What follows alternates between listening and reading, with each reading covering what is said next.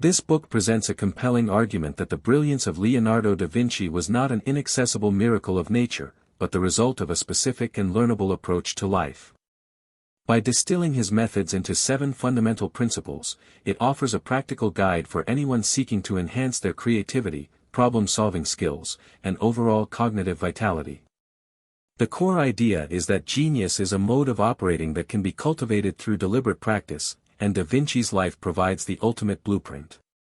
The journey begins with the principle of curiosity, an insatiable quest for knowledge and continuous learning. Da Vinci's genius was fundamentally rooted in his endless questioning of the world. He maintained hundreds of notebooks filled not just with answers, but with profound and probing questions. To cultivate this, one must rekindle a childlike sense of wonder, actively seeking knowledge for its own sake and challenging assumptions by constantly asking, why? A practical exercise involves keeping a dedicated journal to record questions, observations, and ideas, thereby training the mind to remain perpetually engaged and inquisitive. Building upon curiosity is the principle of demonstration, which emphasizes learning through direct experience, practical application, and a willingness to learn from mistakes.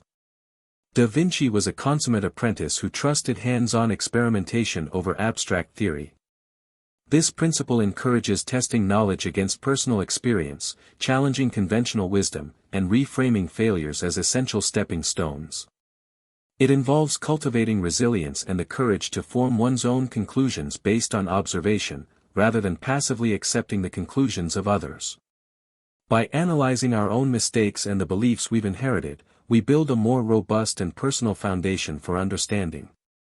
The third principle, sensation, focuses on the continual refinement of the senses as the primary means of enlivening experience. For Da Vinci, the sharpness of sight, hearing, touch, taste, and smell was crucial for both artistic mastery and scientific discovery. In a world often dominated by abstract thought, this principle is a call to fully inhabit the physical world. It involves practices like mindful observation of art, active listening, and engaging in exercises that isolate and heighten each sense. By doing so, we gather richer data from our environment, which in turn fuels imagination and deepens our appreciation for the details of life. A more nuanced and challenging principle is sfumato, named for the painterly technique of blending tones and colors to create soft, ambiguous edges. This translates to a comfort with paradox, uncertainty, and the unknown. Da Vinci understood that creativity thrives in the gray areas, not in black and white certainty. Cultivating sfumato means developing a tolerance for ambiguity, learning to hold two opposing ideas in mind, and seeing the creative potential in unanswered questions. It involves observing our anxiety in the face of uncertainty without immediately trying to resolve it, thereby building what might be called confusion endurance. The principle of arte e scienza represents the balance and integration of logic and imagination, or whole-brain thinking. Da Vinci never saw a divide between the artistic and the scientific. His anatomical drawings are both precise studies and works of beauty. This principle advocates for breaking down the artificial barrier between the analytical and the creative.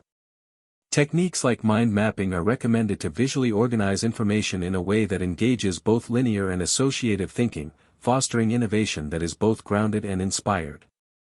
Corporality addresses the cultivation of grace, ambidexterity, fitness, and poise, the genius of the body.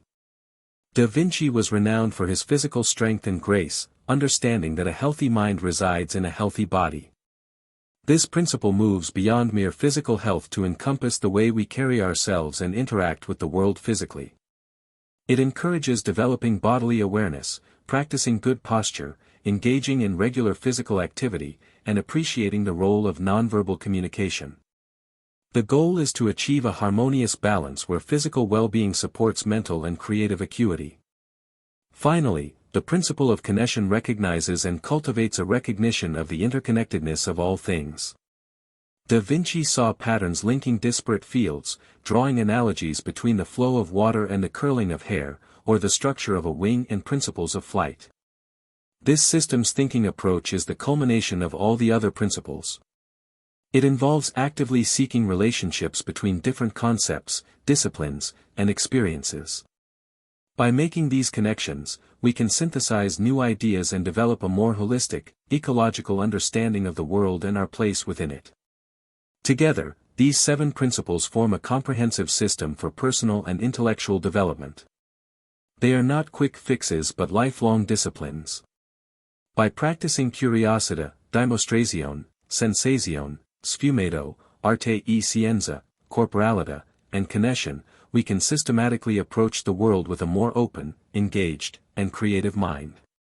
The book ultimately suggests that the Da Vincian spirit is not locked in the past, it is a living set of tools available to anyone willing to commit to a deeper, more observant, and more connected way of living.